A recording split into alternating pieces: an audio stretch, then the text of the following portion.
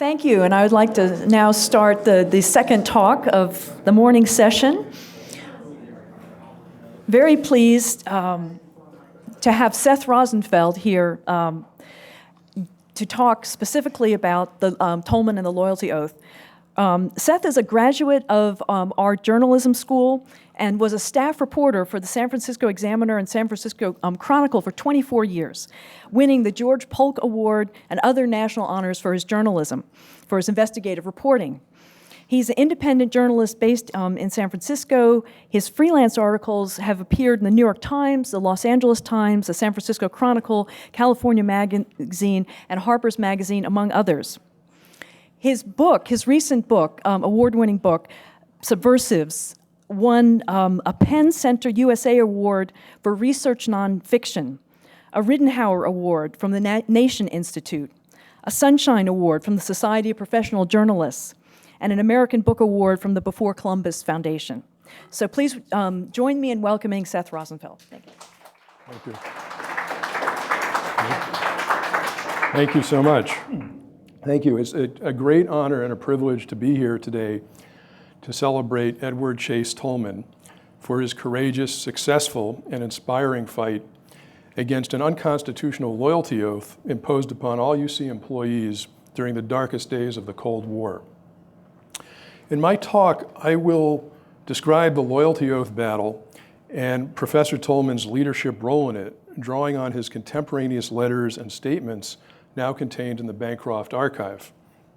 The oath battle was protracted and complex and his activities many, so I apologize in advance to him and to you for my admittedly selective presentation. I hope these excerpts, however, will provide some insight into his conscientiousness, his bravery, and his wit.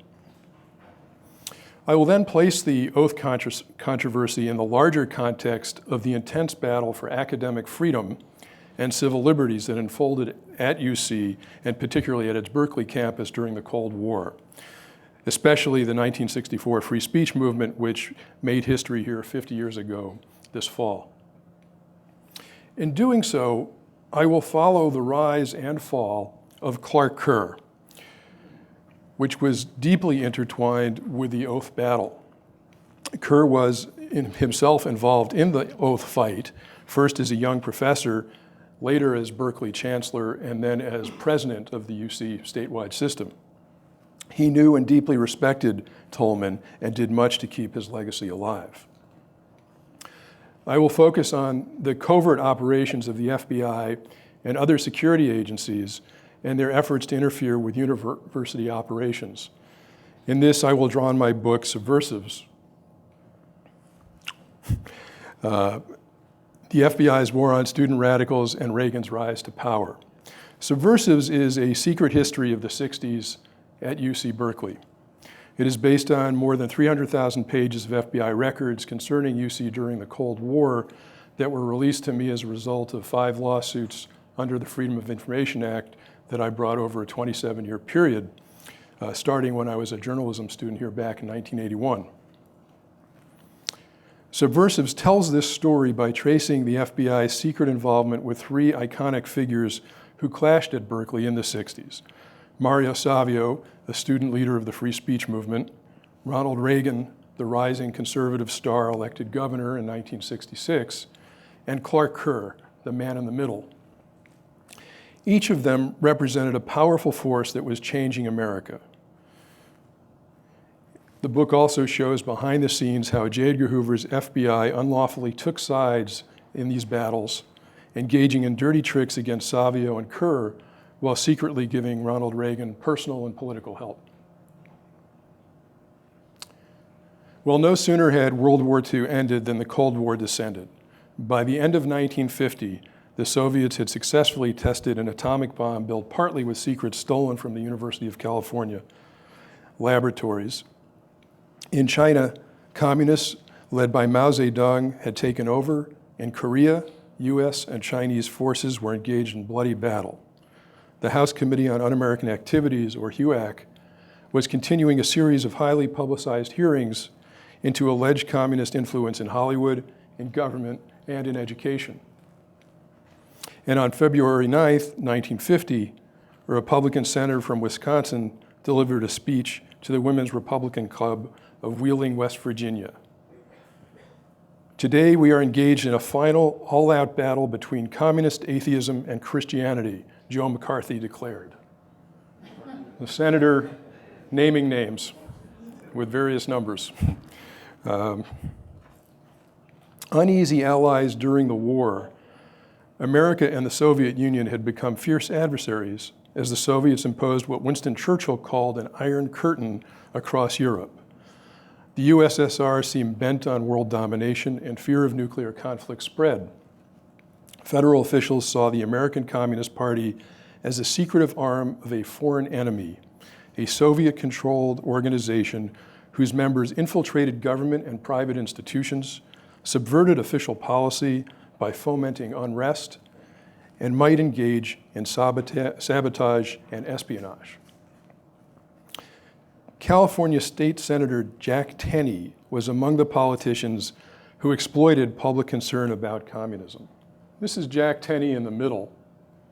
To his left is a man named Richard Combs, who was chief counsel to the State Un-American Activities Committee, the man who ran the network of informants and drafted the reports.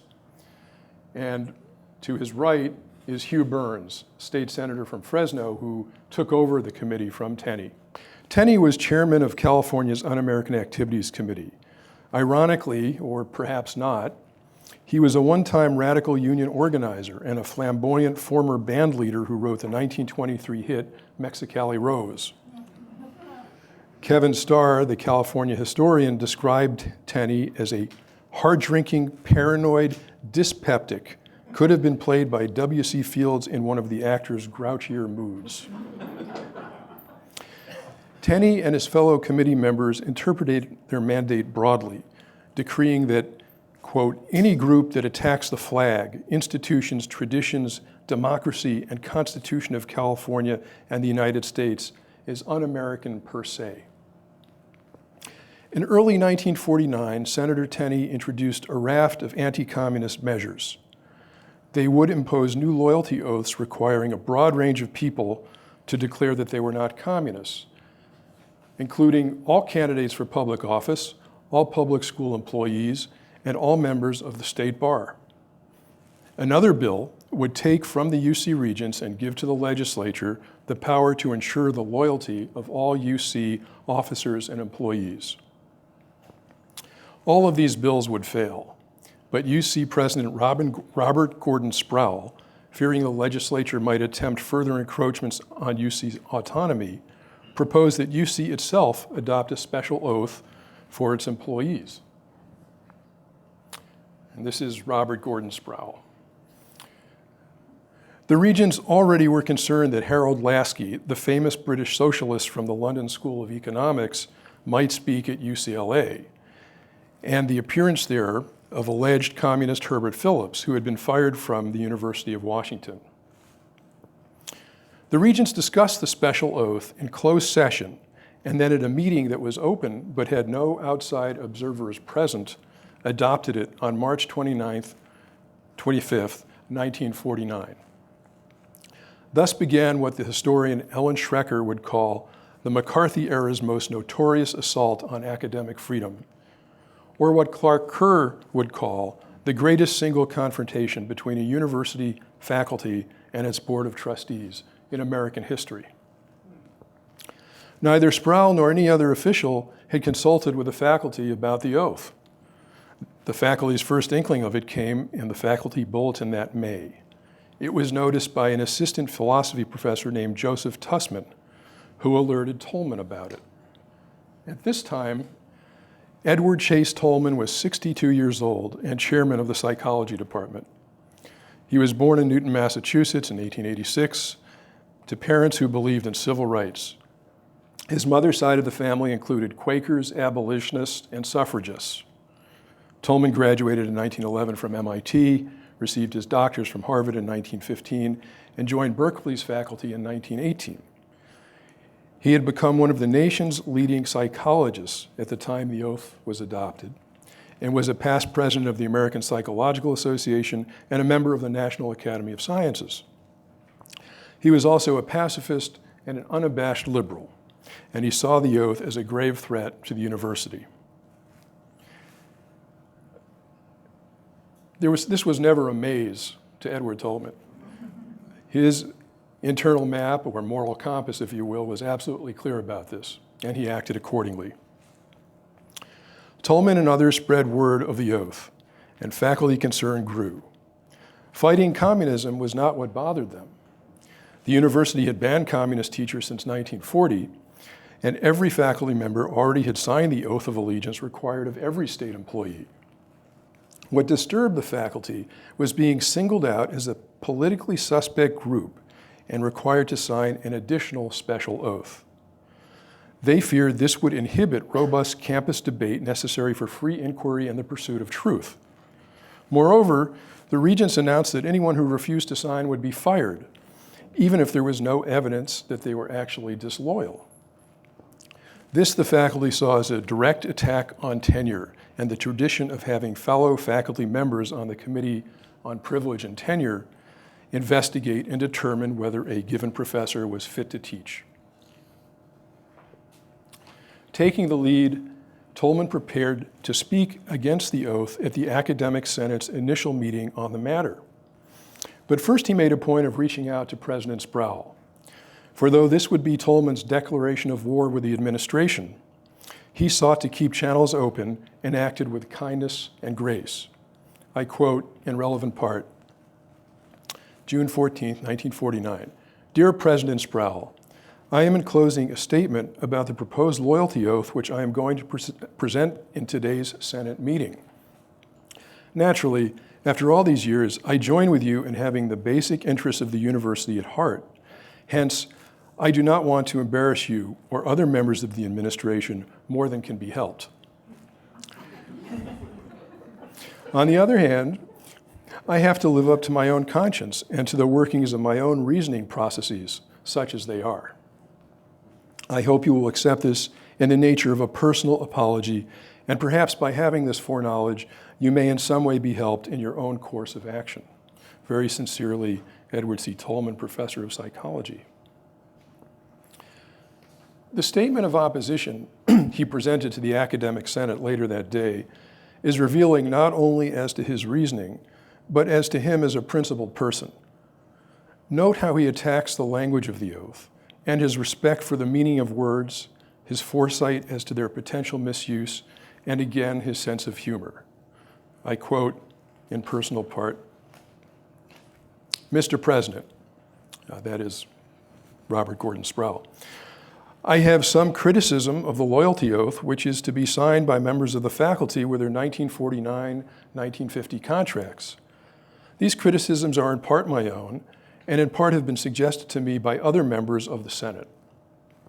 With your permission, I would like to read the exact wording of the oath as given by Mr. Underhill's office." Underhill was the Secretary of the Regents. And quote, "I do solemnly swear or affirm that I will support the Constitution of the United States and the Constitution of the State of California, and that I will faithfully discharge the duties of my office according to the best of my ability." It continues, "That I do not believe in, and I am not a member of, nor do I support any party or organization that believes in, advocates, or teaches the overthrow of the United States government by force or by illegal or unconstitutional methods." Tolman continued, "When one first hears this, one is not perhaps too much exercised. The first part of it seems typical, a typical statement of loyalty which no one can, I believe, object to, unless he has already become, for good reasons or bad, an intentional rebel against his government. And the second part, at first reading, seems designed merely to exclude communists. Whether or not communists should be excluded from the university is a point in itself, but one which I do not wish to consider here. The issue I am concerned with involves not communists, but liberals. For when one reads the second part of the oath again, one discovers certain ambiguities of statement and meaning, which make it very difficult for many of us liberals to be certain just what we are being asked to commit to. The three crucial phrases in the statement which, it seems to me, make the exact meaning difficult to assess are: 1, believe. I do not believe in any party or organization. 2, support. I do not support any party or organization. And finally, the term believe as a predicate of the party or organization. Any party or organization that believes in, etc. Let me begin with the third. As a psychologist, I would assert that a party or organization cannot believe. It may advocate or teach, but it cannot believe. Only individuals can believe. And if this phrase is left in the oath, there will be a danger that if one of the officers of an organization believes in, or if some undetermined number of the members of the organization believe in, then everyone who joins or reports such an organization will be said also to believe in. And this, I think, is neither good psychology nor good civil rights. This would invoke the principle of guilt by association. Does the university really want to put itself on record endorsing that principle? Now I turn to the first ambiguous phrase that the signers of the oath shall themselves not believe in any party or organization, etc. It seems conceivable that one might believe in having a communist party in America in the sense that it is always good to have one's opponent out in the open so that one can be constantly aware of just what that opponent stands for. Or again, one might believe in theoretical Marxism without believing in the methods or goals of the Communist Party. If one held either of these two beliefs, could one conscientiously sign the oath? Finally, the second phrase, nor do I support any party or organization, etc. Suppose that a member of this Senate considers that a group such as the Socialist Party or the Socialist Workers' Party, or one of the party's organizations designated as subversive by the U.S. Attorney General, has been treated illegally or unfairly. For example, when it has been designated as subversive without an opportunity to be heard. The question would be, does this member of the Senate support such a group when he joins with other individuals or with other groups, for example, the American Civil Liberties Union, in protesting or litigating the alleged illegality or unfairness? Do I therefore support the views of the individuals or organizations which the union defends as having been illegally or unfairly treated? My answer would be no. But will this be the interpretation of the regents and their legal advisors? Because of these ambiguities in meaning, it seems to me that the oath should be changed or rephrased. And I have also a second objection to it. It seems to me that the requirement of having to sign it after such short notice, or else not be reappointed, raises in addition the question of academic tenure. The resolutions of the Senate state that no faculty member with tenure should be dismissed or demoted without the privilege of a hearing before the Committee on Privilege and Tenure, after written charges against him have been filed with the president. Because, therefore, of the ambiguities of the meaning of the second half of the oath, and because of the short notice given us with no accompanying statement of the text of the oath, I am about to offer a resolution. Before doing so, however, I would like to make an off-the-record personal statement, namely that I myself cannot and will not sign the oath in its present form. I hope, of course, that enough other members of the Senate will join me in this protest to demonstrate to the regents the seriousness with which we view the oath as a threat to academic freedom, and indeed as a threat to mere decency and the honest use of the English language.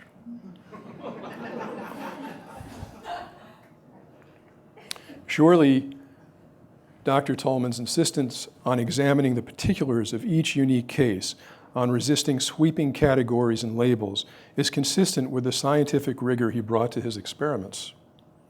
His motion did not pass, but the meeting did adopt a resolution to inform the regents that the members of the Academic Senate, although unaware of any conduct which warrants doubt about their loyalty, request that the special oath be removed or revised following consultation with the Academic Senate. 10 days later, the regents held their regular meeting. They approved a resolution reaffirming the 1940 anti-communist oath, anti-communist policy, and requiring an oath that included an explicit statement that the signer is not a communist. This obviously did not address faculty concerns, and opposition to the oath mounted. By the end of August, only about half of the faculty had signed it. On November 30th, the non-signers at Berkeley met to further organize themselves, appointing an 8-member steering committee headed by Tolman, making his leadership of the opposition official. For the next several months, the non-signers convened Friday evenings at the Berkeley Faculty Club to plan their course of action. In the following months, California Governor Earl Warren, a regent ex officio, took the lead in regental opposition to the oath. John Francis Nayland, a regent who was lawyer for the Hearst family and business interests, led the pro-oath regents. Nayland and his allies believed that giving in to the faculty would undermine the regents' authority. Nayland declared that the Communist Party, though it had not been legally outlawed, was a criminal conspiracy. He charged that leftists among the faculty and their dupes were forcing the confrontation with the regents. On February 24, 1950, the regents approved a motion by Nayland that faculty not signing the oath by the following April 30th would be fired 2 months hence. President Sproul publicly disagreed with the regents, declaring that forcing the oath on the faculty would harm the university as an institution. Sproul thus became the object of anger, not only from some faculty, but also from some regents. As the Academic Senate prepared to meet on March 7, 1950, Tolman recorded his thoughts in a statement placed in his files at Bancroft Archives. And I quote in part, "There are those of us who most honestly and conscientiously believe that an unqualified approval of the regent's non-communist policy, such an approval as was asked for yesterday by Regent Nayland, is going to further our common purpose of having only objective-minded, honest, and able teachers and research workers among us. And there are those of us who, like myself, believe that our present well-considered and well-tried system of a committee or committees to assess each individual who is up either for appointment or dismissal accomplishes this same task and with more safety. Don't misunderstand me. I have no love for communists as such. I have seen them time and again wreck the particular liberal movements I was interested in. But the Communist Party is, perhaps unfortunately, still a legal political party in these United States. And for us publicly to approve the regent's policy that membership in this legal party is a basis for non-employment is for us to approve a political test. And such political tests are, ladies and gentlemen, a first little step towards totalitarian states. History and many of our European colleagues on this faculty can so testify. Again, do not misunderstand me. I am not so unaware of the concrete realities of the present world situation as to not recognize that this time may come when, in the interest of national security, we in this country shall be led to impose all sorts of political restrictions upon individual freedom of conscience and upon opportunities for employment. But when and if that time comes, we shall be abandoning many of the earlier and more basic democratic values of this country and shall have adopted many of the policies and practices of our opponents.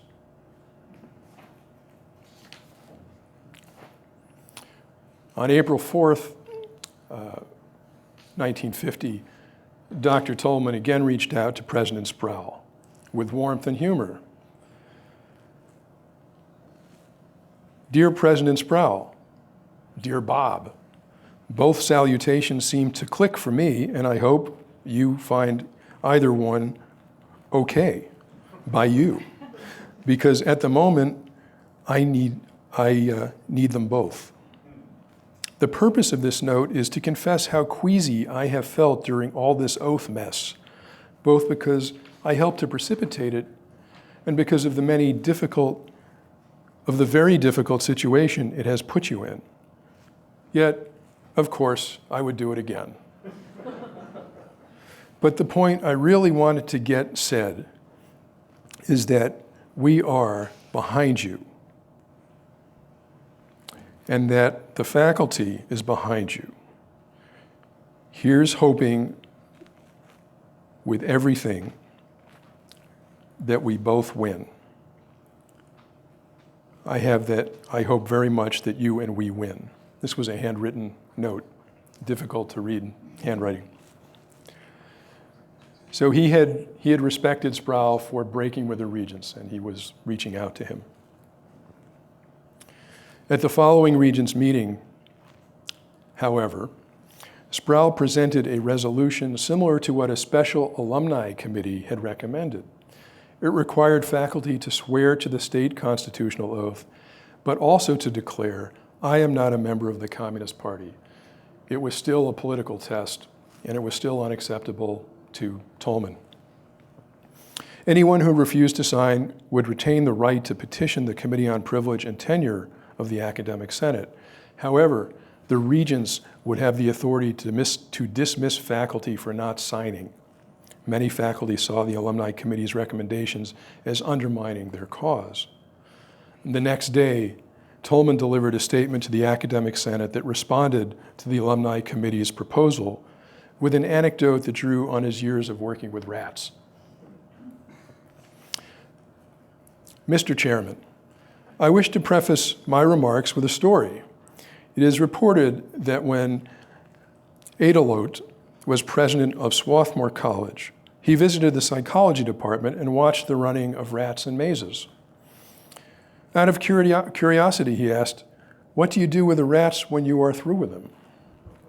The answer was, "We chloroform them."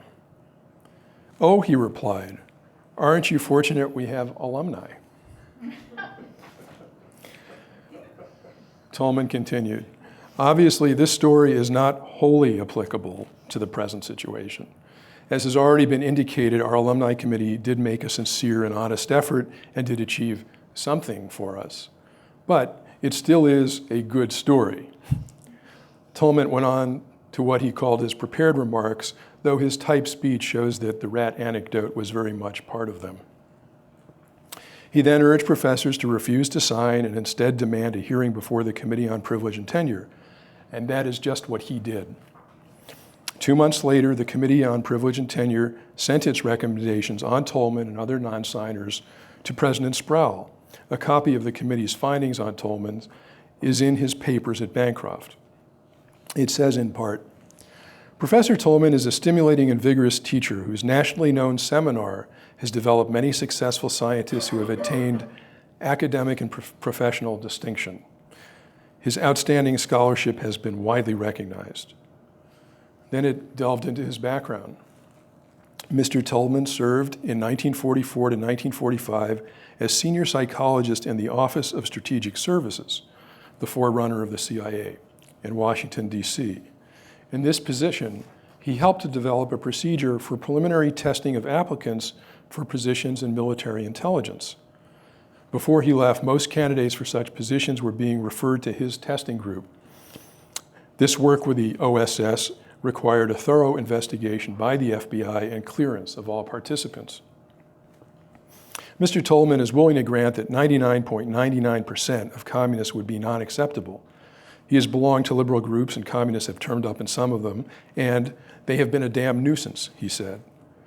He voted for the Senate resolution in March with respect to the ineligibility of communists for university employment. He has no particular fear lest anyone should seriously accuse him of belonging to the Communist Party. And he said that if the government, as distinguished from the university, presented him with the oath or an equivalent contract, he would sign it. But Mr. Tolman thinks that there is a wave of public hysteria about communists and that it is likely to get worse. His conscience does not permit any act on his part which would have the appearance of encouraging or taking part in this hysteria. and he believes that for him to sign the contract would be such an act. He is concerned about the possibility that other professors, rather than himself, might feel that they were not free to discuss political and social questions, and that the level of teaching in the university might be lowered as a result. The Committee on Privilege and Tenure concluded that Mr. Tolman is not a communist, and that he conforms to the Regent's requirements in all respects mentioned in the contract of employment. Several weeks later, President Sproul urged the Regents to accept the recommendations of the Committee on Privilege and Tenure about the non-signers and to retain them as professors. Sproul warned that rejecting the recommendations would damage the university's reputation. But on June 25, 1950, North Korea attacked South Korea, starting the Korean War, which would last into 1953. An American-led United Nations force intervened on June 30th, and the public grew increasingly concerned about domestic communism, weakening support for the non-signers. Tolman, however, was steadfast. At a meeting of the non-signers on June 29, 1950, that very week, he declared, "Since mine was the opening gun which started the oath controversy, I have during the succeeding months suffered increasing feelings of responsibility for fear that I have encouraged other members of the faculty to jeopardize themselves and their families in a way in which I was not jeopardizing myself or my family. I am to retire in 3 years, and even if I am not fired, I have no particular future, academic or otherwise. In fact, if I'm fired, I shall probably get a book finished, which otherwise I see little hope of finding time for. And I shall not be jeopardizing in too serious a way the economic security of myself or of my family. I personally, therefore, can indulge in the sin of self-righteousness and the luxury of untrammeled conscience. And what my untrammeled conscience tells me is that war or no war, the application of what to date is still a political test of employment at this university, with its attendant probability of accusations of guilt by association, is a basic threat to the American way, to the very way for which, if there is to be a war, we supposedly would be fighting." The following month, as the Korean conflict intensified, the Regents voted to fire Tolman and the other non-signers. 1 week later, he and 19 other non-signers retained a San Francisco attorney named Stanley Weigel, who would later become a renowned federal district court judge, and sued UC for wrongful termination. The case was captioned Tolman versus Underhill, the latter being the secretary to the Regents. The non-signers contended that the state constitution forbade any special oath beyond the oath of allegiance that was already required for all other state employees. That the university had violated the Constitution, and also its own Constitution, which required it to be free of any political or sectarian influence, and that this was essential to academic freedom. In December, the Regents filed their reply brief, arguing that the faculty are not public officers under the state constitution and have no legal sovereignty in the governance of the university. The Regents declared that they had full powers of organization or government over the faculty. The following April, the District Court of Appeal ruled that the Regents had acted improperly and violated the constitutional requirement that the university be free of all political and sectarian influence. The court also ruled that the faculty are public officers under the Constitution and cannot be subjected to any test of loyalty other than the state constitutional oath required of all state employees. The Regents were ordered to issue letters of appointment to the non-signers. But within weeks, the California Supreme Court, of its own accord, took up the case of Tolman v. Underhill. This stayed the lower court decision and meant that while the review was pending, the Regents were under no obligation to rehire Tolman and the other non-signers, and the Regents did not. Meanwhile, Tolman had been elected chairman of the Group for Academic Freedom, which represented the non-signers. He was deeply involved in this. He served as liaison to the attorney during the lengthy legal battle. He managed daily operations of the opposition, speaking out, manning headquarters, fundraising, counseling other professors, making press statements. Well, in the midst of all this, on June 9th, 1951, the State Un-American Activities Committee issued a sensational report about subversion at the University of California that would heighten J. Edgar Hoover's concern about the university. Senator Tenney, by now, had been removed from his chairmanship of the committee for being overly abusive towards witnesses. And his second in command, Senator Hugh Burns, a conservative Democrat from Fresno, had taken over. Burns was a convivial former undertaker. And under his reign, the committee became less visible but more aggressive in investigating purported subversion and in attacking the University of California. The historian Gary Wills called it the most aggressive of all the anti-communist committees of this era. The committee was actually run by its chief counsel, Richard Combs, who had developed an extensive network of informants, including at the university. Now, the FBI had actually received information that Burns was involved in illegal gambling and prostitution rackets in Fresno and had links to mobsters. But Hoover and Burns were allies in the war on subversion, and the FBI chief never pursued these criminal allegations. Burns' report on the university, appropriately bound in red, charged that the communists were infiltrating schools all over the state. The biggest concentrations were at the University of California, which was nothing less than a hotbed of spies and subversives. On top of that, the report claimed UC officials, including President Sproul, were aiding and abetting the international communist conspiracy to overthrow the US government. The report singled out Tolman, claiming he had been involved in several alleged communist front organizations in the late 30s and early 40s, and moreover, had subscribed to the communist newspaper People's World in 1939. The report questioned how the academic senate could have possibly selected the likes of Tolman to lead the oath fight. And the report concluded with a threat. If those to whom the parents have entrusted their children persist in airily brushing aside the terrible menace that has stared us all in the face for the past 30 years, this committee, at least, believes it is high time they were replaced. The undertaker was surely delighted to bury the university in negative publicity. He had all but guaranteed that result by releasing the report to newspapers before letting school officials see it. As brave as Tolman was, as much as he was financially and professionally secure, this attack still had a chilling effect on him. He was wary of taking positions that could leave him open to being smeared and so damage the fight against the special oath. As he wrote a colleague at the University of Chicago on July 11, 1951, I suppose I am too late, but I think it would be much wiser if my name could be canceled from any further distribution of the open letter requesting that Communist China, as the de facto government of China, be seated in the United Nations. The local Un-American Activities Committee has already tried to smear me, and hence our fight against the region's special loyalty declaration, by bringing up various earlier liberal activities of mine.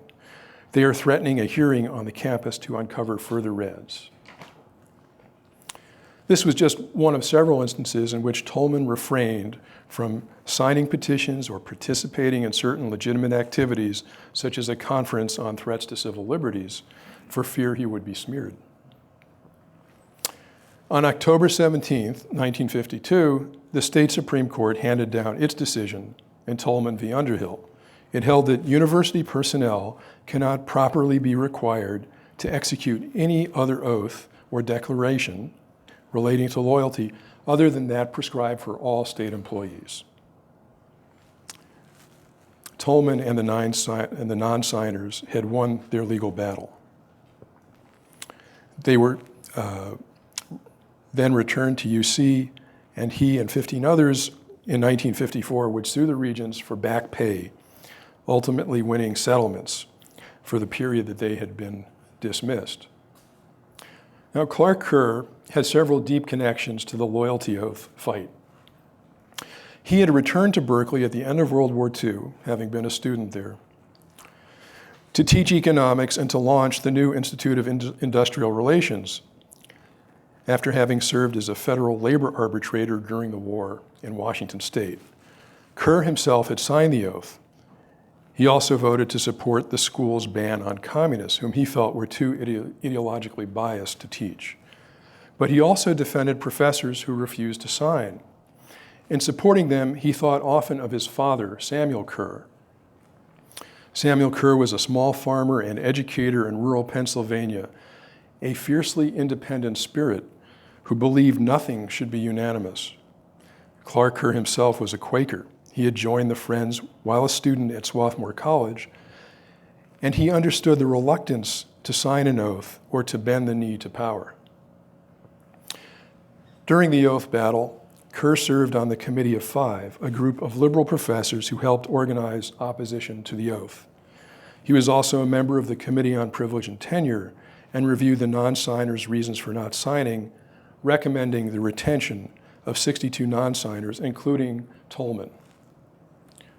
Although Sproul had recommended the regents accept these findings, Nayland had reversed his position and the board refused to review them. Kerr thought Nayland's turnabout was a breach of faith. At a regents meeting, he rose from his seat to object, but a dean sitting behind him, who apparently felt that junior faculty should not address the regents, tried to stop him by pulling on his coattails. Grabbing the chair in front of him, Kerr hoisted himself up and posed two questions about Nayland's refusal to consider the committee's findings. First, Kerr asked, can the regents in good faith close a channel which they themselves opened, which is having had agreed to review the findings? Second, Kerr asked, would it be proper, in order to eliminate communists, to eliminate free and independent spirits? He explained that his panel was convinced that the remaining non-signers it recommended for retention were not communists, but among the most independent spirits at the university. Kerr suggested the regents negotiate further with the non-signers, adding, it seems to me that rather than getting rid of 39 people who no one wanted to get rid of a year ago, there must be a new device on which we could agree. Well, the regents did not go for that. But Kerr's reasoned defense of the non-signers earned wide respect on campus. The following year, with backing from the faculty and President Sproul, the regents chose Kerr as the first chancellor of the university's Berkeley campus. They hoped his arbitrator skill and reputation as a defender of academic independence would help heal the wounds from the oath battle. But Kerr soon had conflicts of his own with Senator Burns and the Un-American Activities Committee. The very day in 1952 that Kerr was formally introduced to the campus as chancellor, Kerr discovered that President Sproul had proposed Kerr serve as liaison to the Burns Committee to help screen out disloyal professors. Kerr reviled the committee and so took the occasion to give a defiant speech. I quote, I shall be eternally vigilant to preserve freedom of inquiry and freedom of expression for the students and for the faculty, he vowed. In a world increasingly hostile to independent minds, this should always be the foremost concern of a university administration. Freedom was bought at a high price. It must not be sold at any price. Kerr went further. He wanted to set an example of independence for professors. So later that fall of 1952, he joined a group of Quakers in issuing a public statement opposing a sweeping new loyalty oath for all state employees called the Levering Act Oath. None of this endeared Kerr to the Burns Committee. Richard Combs, the committee's chief counsel, was furious at him for thwarting the plan to screen faculty. And shortly after Kerr became president of the statewide UC system in 1958, Combs held a secret meeting of local anti-communist officials at his home, presenting a sinister picture of Kerr.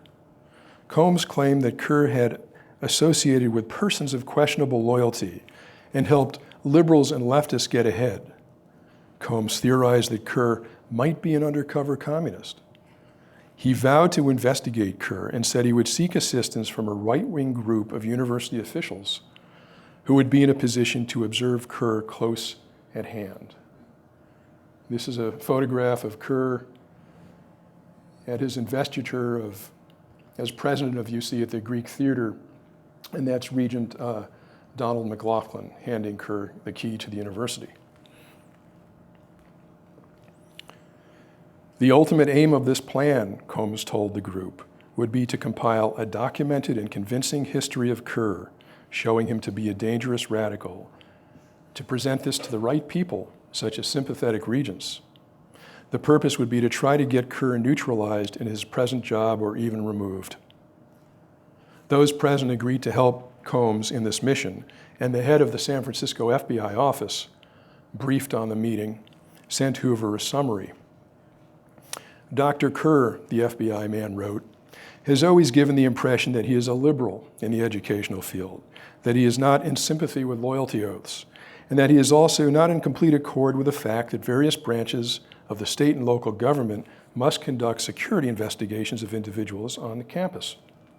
Dr. Kerr, he concluded, is at best a controversial figure in California education. Kerr was oblivious to this and proceeded to address the wounds from the oath. In 1958, he convinced the regents to approve continuous tenure instead of the annual contracts that had left the faculty so vulnerable during the oath crisis. In 1959, he urged them successfully to award Tolman an honorary degree, but to do so, he first had to get the regents to change the rules from requiring unanimous consent, which would have been impossible. Instead, the regents voted by a 3/4 majority in a secret vote. This deeply angered Ed Pauley, a senior regent and fierce anti-communist who saw Tolman's opposition to the oath as treasonous and Kerr's honoring him no better.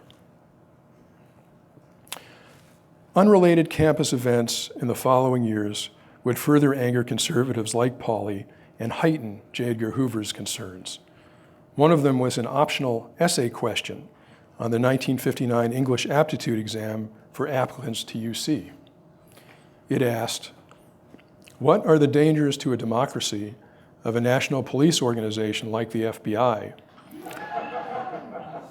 which operates secretly and is unresponsive to public criticism?" Well, when Hoover learned of this optional essay question, he was livid.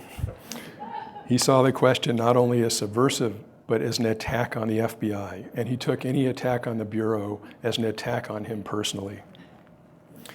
His hand passed quickly across the memo as he scrawled an order in blue ink. "We really should stir up as many protests re this as possible." Well, in short order, FBI agents around California mounted what was essentially a covert public relations campaign, calling upon newspaper editors, religious leaders, and politicians, and urging them to write the university and complain about the oath and demand a retraction and a public apology, which they successfully did. Then he ordered his agents to find out who had dared to write this essay question. And after an extensive investigation, FBI officials concluded it was a professor at UCLA. And it's interesting because the next thing in the FBI files is a letter to the chancellor accusing this professor of having been a dangerous communist all his life and asking how could the university have allowed him to teach young minds. And this letter was signed anonymously, Antioch, class of 29. Well, the chancellor at UCLA received this poison pen letter, and to his credit, took no action after looking into the matter. Hoover was still not satisfied, so he ordered his agents to prepare a report on what they called the political complexion of the entire UC system, which involved a review of FBI files on all 6,000 employees. Perhaps the most astonishing finding was that 72 university professors and employees were on something called the Security Index, which was a secret list of people to be arrested and detained indefinitely without a warrant during a national emergency on the grounds that they would somehow pose a threat to national security. The security index was supposed to have been destroyed. The Attorney General had discovered it some years earlier and concluded it was based on unreliable information. But Hoover disobeyed orders and had maintained the list, adding more people to it. In addition to naming 6 people at UC on the list, the report on the school's political complexion alleged that professors had engaged in a panoply of other improprieties. 141 faculty members had committed miscellaneous misdeeds, such as urging the abolishment of the House Un-American Activities Committee, receiving a copy of a book by the Communist Party leader Earl Browder, and writing a play which glorified the Chinese Communist Army and defamed Chiang Kai-shek. 54 faculty members or their immediate relatives subscribed or contributed to publications the Bureau deemed subversive, such as The Nation. 27 faculty members had close relatives who were former members of or contributors to the Communist Party, and 22 professors had been involved in, quote, illicit love affairs, homosexuality, sexual perversion, excessive drinking, and other instances of conduct reflecting mental instability. One professor had been arrested on a complaint of window peeping. The report, however, identified no faculty member as a current member of the Communist Party. And FBI agents still had found nothing in Bureau files about the English professor who had actually written the essay question. They had the wrong man. Well, hot on the heels of the essay question imbroglio, in 1960, the House Un-American Activities came to San Francisco, and that May held hearings at San Francisco City Hall, actually setting up shop in the Board of Supervisors' chambers. The committee's declared intention was to look into subversion in the field of education. And to that end, the committee had subpoenaed several teachers and a UC undergraduate by the name of Douglas Wachter.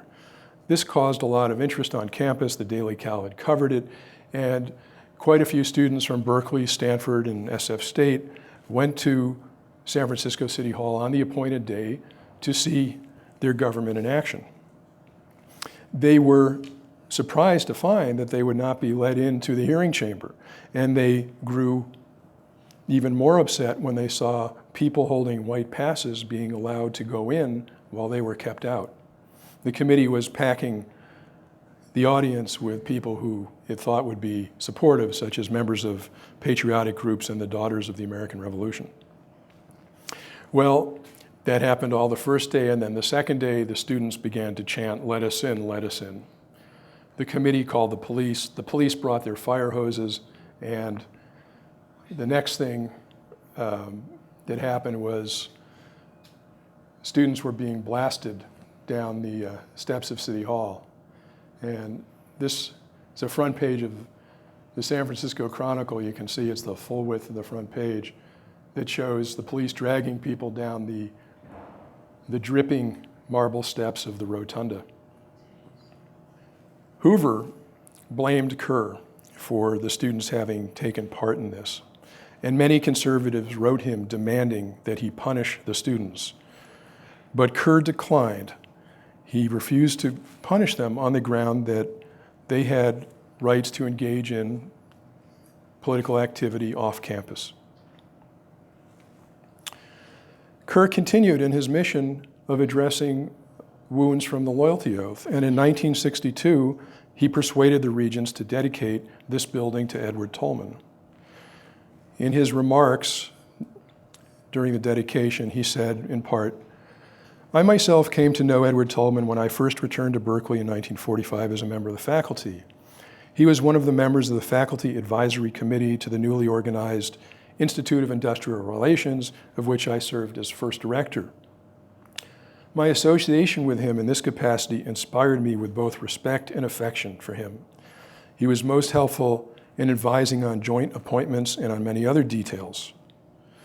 Later, of course, during the activities connected with an unfortunate controversy, I was involved in many negotiations and discussions in which he also participated. My respect and admiration for him were increased by everything I saw or knew of him during this time.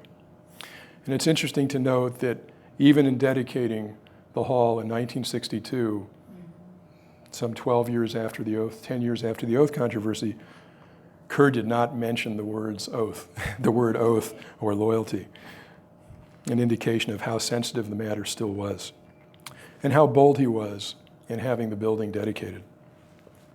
Kerr continued, Professor Tolman's elucidation of the role of purpose in human behavior, one of his major contributions to the field of psychology, is perhaps particularly relevant to our meeting here today. His firm dedication to academic freedom is likewise highly significant. For the success of a university like that of a human being, Kerr said, depends on a sense of purpose and on a commitment to freedom. Our naming this new building in his honor will serve as both a memorial to him and a reminder to us of the importance of these and of his many other fine qualities. In the following years, Kerr took other steps to liberalize rules regarding political activity on campus. There had been a rule dating to the 30s that barred any politician from speaking on campus. And when Adlai Stevenson spoke here in the 40s, he had to stand across the street from the campus and speak from the flatbed truck while students listened on the lawn. The idea behind this rule was that by keeping politics off campus, we can protect the independence, the academic independence of the university. But Kerr eased that rule, and he also convinced the regents to lift the ban on communist teachers.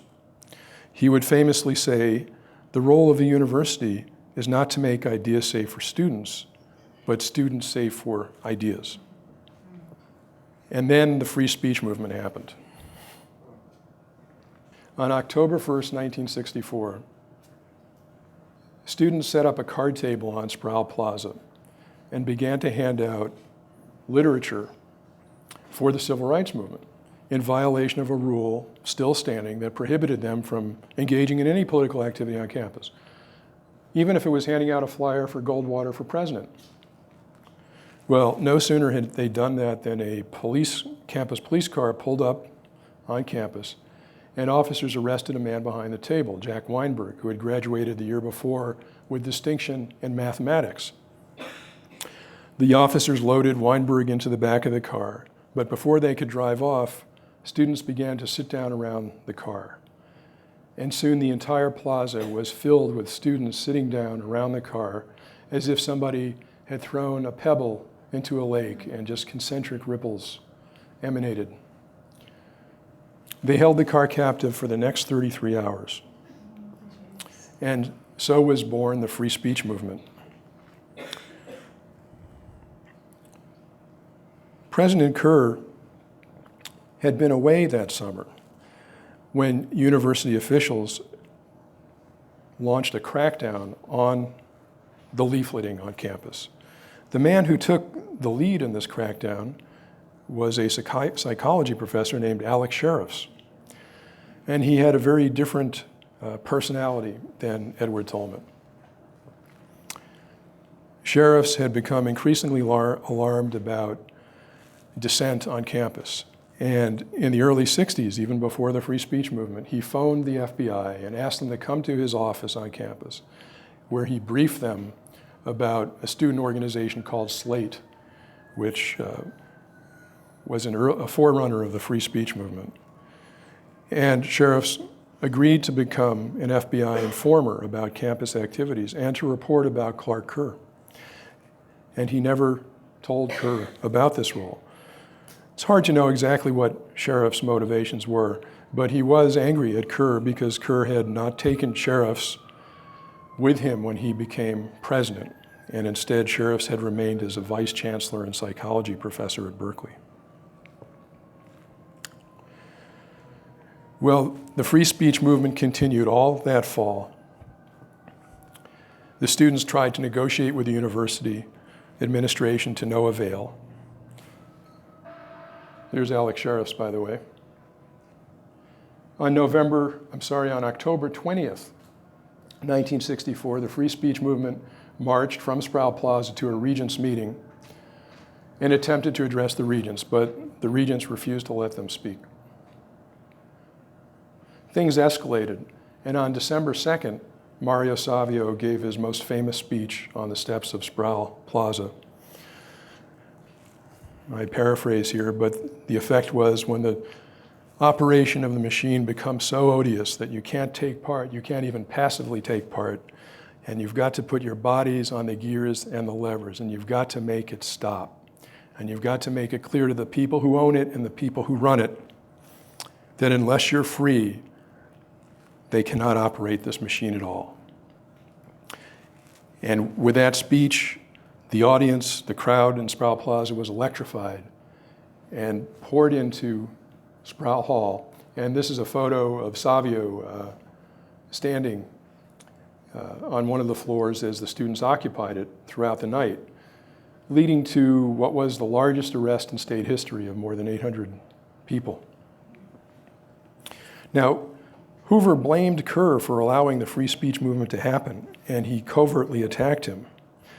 As a federal appeals court ruled in my Freedom of Information Act case, the FBI waged what was a concerted campaign to get Clark Kerr removed from his job, not because he had engaged in any illegal or subversive activity, but because FBI officials disagreed with his campus policies. To this end, the FBI leaked stories to the press, especially the San Francisco Examiner, claiming that the free speech movement was a communist plot and that Kerr had failed to respond adequately. Other FBI agents posed as reporters at press conference and asked Savio embarrassing questions designed to discredit the free speech movement. Hoover arranged for FBI agents to give Regent Edwin Pauley intelligence reports making similar allegations, with the idea that Pauley could use this information to get the regents to vote to fire Kerr. And the FBI files show that the agents even kept a tally, a running tally, of the votes. But they eventually realized that as long as Pat Brown remained governor, Kerr would remain as UC president. So when Ronald Reagan announced his campaign for governor in 1965 and 66, FBI officials saw this as a breath of fresh air. To go back a second, this is Kerr addressing the entire campus at the Greek Theater on December 7th, 1964, proposing a settlement. And this is Mario Savio listening pensively in the audience, just moments before Kerr would finish speaking and Savio would stride on stage and attempt to speak. This is police officers grabbing Savio by the coat, throwing him to the ground. This display of excessive force against Savio led the academic senate to vote the next day to support the students, and this was a decisive vote in the free speech movement controversy. The regents realized that they would need to reconsider, and that December of 1964, they conceded that university rules on free speech must comport with the US Constitution, and they had to rescind the unconstitutional ban. Well,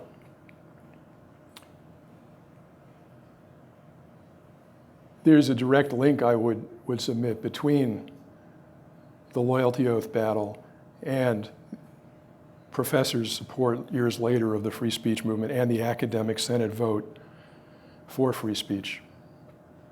Well, as I was saying, when Reagan announced his campaign for governor, FBI officials saw this as a breath of fresh air. Reagan, it turns out, had a long relationship with the FBI. He had testified before HUAC in 1947 about alleged communism in Hollywood, and he had become an FBI informer, reporting fellow actors and actresses to the FBI, sometimes on the scantiest evidence. Although some information about Reagan's role as an informer came out while he was president in the 80s. Reagan at that time and the FBI both said that his role was really very minor. But more than 10,000 pages of FBI records released as a result of one of my suits show that Reagan was really much more active as an FBI informer. And that while he was president of the Screen Actors Guild, the union of actors and actresses, FBI officials had access to records and personal information on dozens of actors and actresses without their knowledge. Well, in exchange for Reagan's help in Hollywood, Reagan went on to win by a landslide that November. This is a picture of his celebrating with Nancy at the Biltmore Hotel in Los Angeles. In exchange for Reagan's help in Hollywood, Hoover and he developed what FBI files call a close and cordial relationship. And the FBI did personal and political favors for him, even keeping tabs on his wayward children, investigating the romantic life of his daughter Maureen, and reporting that his son Michael Reagan had been hanging out with the son of the mobster Joe Bonanno, so Reagan could manage things and avoid the political liability connected with it.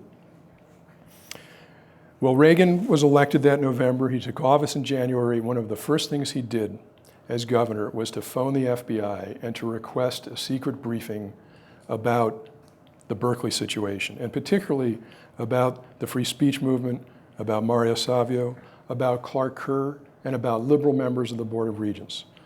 The FBI chief in San Francisco sent a memo to Hoover recommending against this, saying it would be too politically sensitive. But Hoover's hand passed over the memo, and he scrawled in blue ink an order to go ahead with a briefing.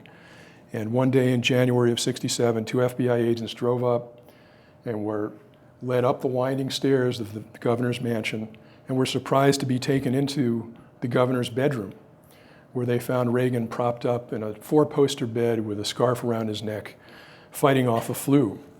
Reagan was ill, but he still wanted to go ahead with this briefing. And for the next hour or so, FBI agents briefed him about the University of California.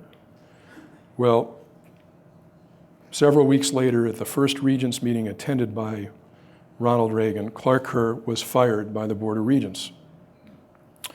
Among the key votes were those of Edwin Pauley and John Kennedy, the 2 remaining pro-oath regents.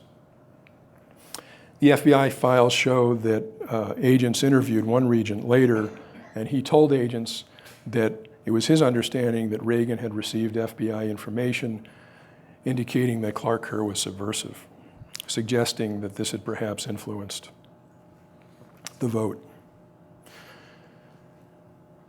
Once Kerr recovered his composure, he said rather famously, "I left the presidency as I entered it, fired with enthusiasm." Reagan was not satisfied. Kerr had requested that he be returned to his post as a professor at the Institute of Industrial Relations.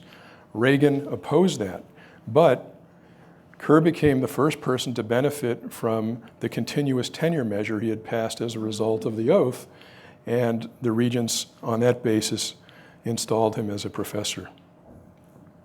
So in conclusion, I would suggest that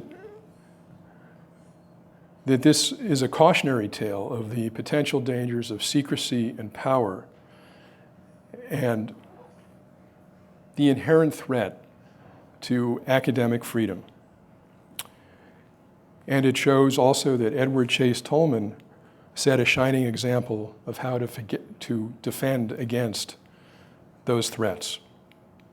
A brief note Tolman wrote on being reinstated after the oath battle summed up his view of the outcome. As he told the UC Berkeley student body president in this letter, and I quote, "Insofar as students realize the import of the fight, there is still hope for the community." So I just want to say, I just want to acknowledge authors on whose work I relied in preparing this, in addition to the Bancroft Archives, Steve Finicom, who compiled a terrific timeline about the oath battle on the UC website, and other authors also, David Gardner, who wrote a great book on the oath, George Stewart, Bob Blauner, Ellen Schrecker, and of course, Clark Kerr's own memoirs. So thank you so much.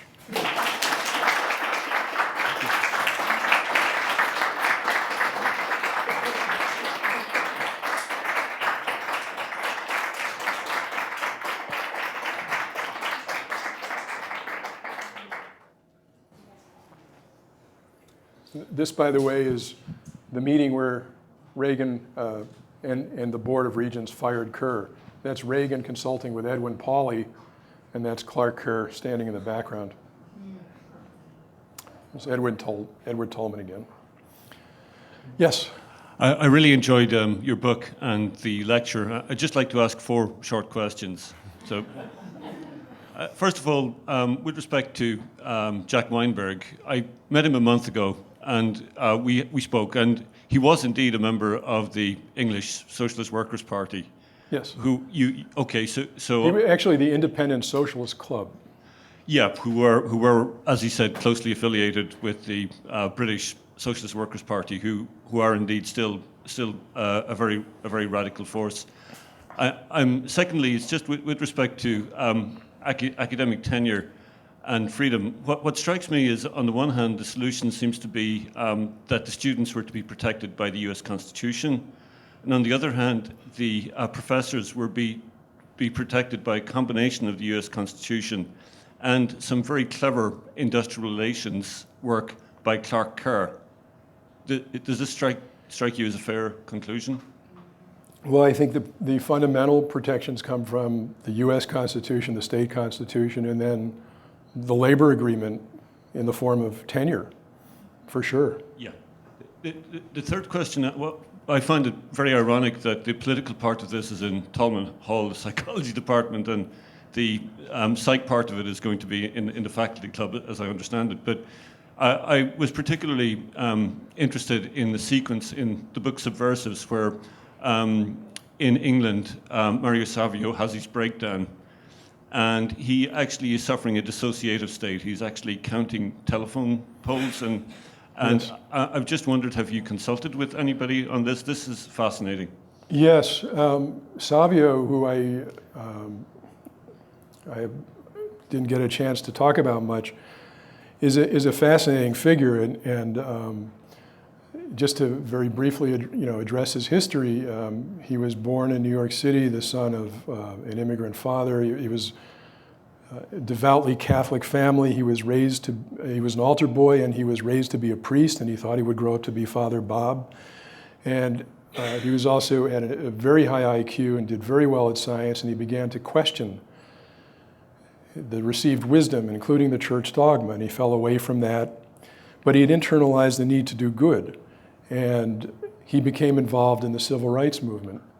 Went to the South Mississippi the summer of 1964 and returned to the Berkeley campus that fall, only to find this prohibition against any political activity. And this was, much as Edward Tolman found the oath unconscionable, this was unconscionable to Mario Savio. And it's really the civil rights movement that inspired the free speech movement. And Savio had suffered from depression from a very early age. He had been sexually abused by an older relative, and he had experienced his father as overbearing and usurping his role as a child in many ways. He developed a severe stammer, which followed him all the way to UC Berkeley. Interestingly, when he was speaking in small groups, he was afflicted with a stammer. And so bad his head would roll back and saliva would spray. People thought he was actually having an epileptic seizure. In fact, Alex Sheriffs, the psychologist, wrote a memo to the FBI saying he thought that Savio was suffering from epilepsy. But when he was speaking in large groups and condemning injustice by the administration, he spoke with a kind of divine fire with no stutter. He was incredibly eloquent and moving. When the free speech movement was over and Savio went off, he was a little bit involved in the Vietnam Day Committee and some anti-war activities, but when he went off to his personal life, he didn't have the kind of supportive community and mission that the FSM provided. And his demons from his childhood seemed to get the better of him. And he wound up being institutionalized at UCLA's Neuropsychiatric Institute in the 70s. Thanks very much. One final, very, very quick one. Thanks for your full answers. The Laurel Poitras movie, Citizen 4, just came out. I'm not sure if you've seen it, about the Snowden revelations. Yeah. And what do you think that the response of Savio and Tolman would be to that?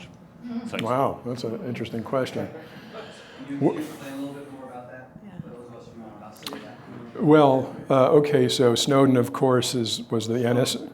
Edward Snowden was the NSA contractor who stole an incredible number of secrets from the National Security Agency and gave them to reporters, including Glenn Greenwald, the Washington Post, and New York Times, which led to revelations of massive illegal surveillance of citizens. I myself have complex feelings, mixed feelings about it, and I would imagine that Savio and Tolman would also, and that they would in some ways see an important value in that, and in other ways perhaps have some troubling questions. So I'm kind of dodging your question. I think our speakers have to move on Yes. for their lunch, but thank you so much, and I'd like to thank Thank you.